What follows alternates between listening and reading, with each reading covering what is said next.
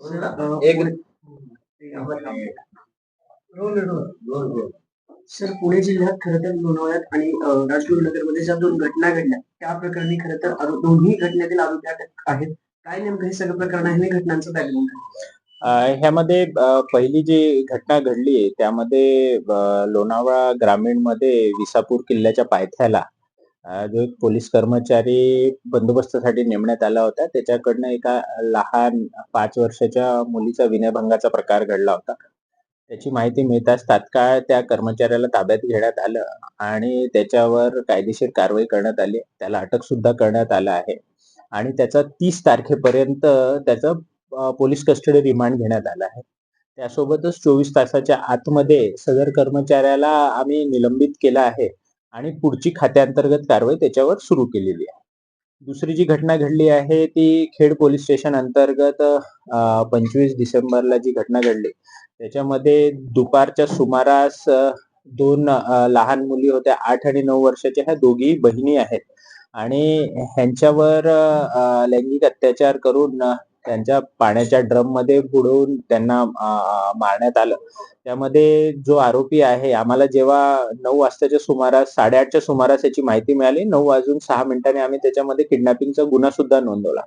जवळपास पुढच्या पावणे 3 तासांमध्ये त्या डेड बॉडीज शोधल्या आणि त्याच्यानंतर पुढच्या 3 ते 4 तासामध्ये आरोपी सुद्धा अटक केला. म्हणजे रात्री 9ला हा घटनाक्रम म्हणजे पोलीस ऍक्टिव्ह झालेत आणि पहाटे 4 वाजता तो आरोपी आमच्या ताब्यात होता. त्या अनुषंगानं आरोपी अरेस्ट केलेला आहे आणि तो आता खेडच्या कोर्टामध्ये त्याला हजर करण्यात येत आहे. त्यामध्ये जे काही सेक्शन्स आहेत, पॉक्सोचे सेक्शन्स असतील, BNSचे सेक्शन्स असतील, हे सगळे लावण्यात आले आहे आणि त्या आरोपीवर म्हणजे स्ट्रॉंग चार्जशीट जाईल ह्या अनुषंगानं पुणे ग्रामीण पोलीस दल हे पूर्ण तयारी करत आहे. तर काल राजगुरुनगरला त्यांचे नातेवाईक जमले होते, रास्ता रोको केला. काय त्यांना विश्वास नाही का यंत्रणेवर? काय झाले नेमकं? नाही, तुम्ही गेला होता. मी पण तिथे गेलो होतो. मी पण त्यांच्या नातेवाईकांशी बोललो. ह्यामध्ये ज्या प्रकारची घटना घडली त्यामध्ये अशा प्रकारचा भावनिक त्यांचा उद्रेक होणं हे स्वाभाविकच आहे.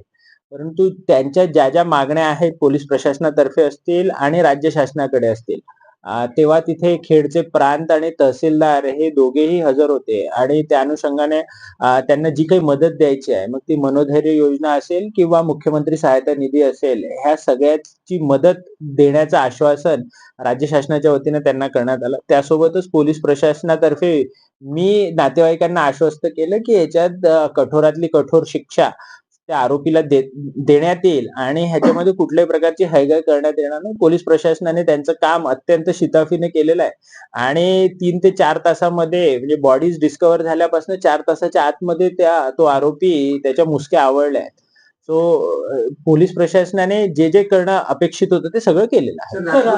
बंद आहे, त्या घटनेच्या विरोधात राजगुरुनगर बंद आहे.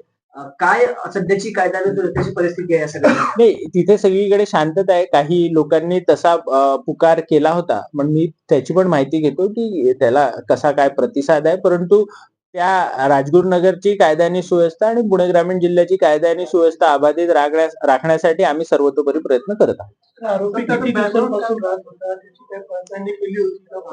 नाही, त्याच्यामध्ये जे आहे आरोपी आजच नाही तर गेले 8 ते 9 वर्ष त्या भागामध्ये राहत होता. त्यापूर्वी तो चाकण आणि ह्या सगळ्या भागामध्ये होता आणि त्या आरोपीची मानसिक परिस्थिती लक्षात घेता त्याच्यामध्ये आम्ही अजून डिटेल्स त्याच्याकडनं घेऊ आणि गरज पडली तर परत ह्या सगळ्या गोष्टी मीडिया समोर मांडू शकतो. तो पश्चिम बंगालचा आहे तुम्ही म्हटलं, तर मग तिकडे काही गुन्हे दाखल आहेत का? तो इथं फॅमिली नाही, तो इथे अनेक वर्षांपासून राहतो. म्हणजे आता हे सगळं होऊन तो आमच्या ताब्यात येऊन आता 24च तास झालेत. आम्ही पहिले गुन्ह्याच्या अनुषंगाने त्याच्याकडे पूर्ण पडताळणी करतो आहे आणि ती पडताळणी झाल्यानंतर त्याचं म्हणजे डोमिसाईल कुठला आहे, काय आहे, तो इथे किती वर्षापासून आहे ते. आणि अजून एक अपडेट आपल्या सर्वांना द्यायची आहे ती म्हणजे की ह्याच्यामध्ये जो आरोपी आम्ही खेड कोर्टामध्ये हजर केला आहे त्याची 5 दिवस पोलीस कस्टडी रिमांड ह्या संबंधित आरोपीची मिळाली आहे आणि 1 जानेवारी 2025 पर्यंत त्याची PC आम्हाला मिळाली. तर ग्रामीण भागात अनेक मोठ्या प्रमाणात राज्यातील कामगार त्या अनुषंगाने आपण ते पाऊल उचलणार आहे. ह्या अनुषंगाने आमचं जे अँटी टेररिस्ट ब्रांच आहे ATB ही रेग्युलरली आम्ही कारवाई करत असतो. आपल्या सगळ्यांना माहिती आहे की रांजणगाव परिसरामध्ये सुद्धा काही बांगलादेशी नागरिक आले होते आणि त्यांच्यावर एक मोठा ड्राईव्ह आम्ही घेतला, त्यांच्यावर कारवाई केली, गुन्हे नोंदवले आणि ते परत डिपोर्ट होऊन बांगलादेशला परत जातील ह्या अनुषंगानं सुद्धा मिनिस्ट्री ऑफ एक्सटर्नल अफेअर्स आणि यांच्यासोबत आमचा पत्रव्यवहार सुरू आहे. हे सगळं करत असताना हे रेग्युलरली आम्ही करतच असतो. परत ह्या घटनेच्या बॅकग्राऊंडमध्ये परत ह्या सगळ्या गोष्टी इंटेन्सिफाय करण्याची आवश्यकता आहे, की जे परराज्यातून जी लोकं येतात, बाहेरून लोकं येतात, त्यांची नोंदणी होणं अपेक्षित आहे. ह्या निमित्तानं मी सगळ्यांना नागरिकांना आवाहन करू इच्छितो, की जी लोकं आपल्याकडे भाडेकरू ठेवतात, तो कुठल्याही राज्यातला असो, कोणी असो, त्याच्याबद्दलची माहिती स्थानिक पोलीस स्टेशनला देणं हे क्रमप्राप्त आहे. तर आणि ह्या संदर्भानं पुणे ग्रामीण जिल्ह्यामध्ये एक ऍप्लिकेशन पण आहे, एक सॉफ्टवेअर पण आहे. म्हणजे तुम्हाला पोलीस स्टेशनला येण्याची पण आवश्यकता नाहीये. राज्य शासनाचे पण वेबसाईट्स आहेत, की जिथे तुम्ही ऑनलाईनच त्याची डेटा एंट्री करू शकता.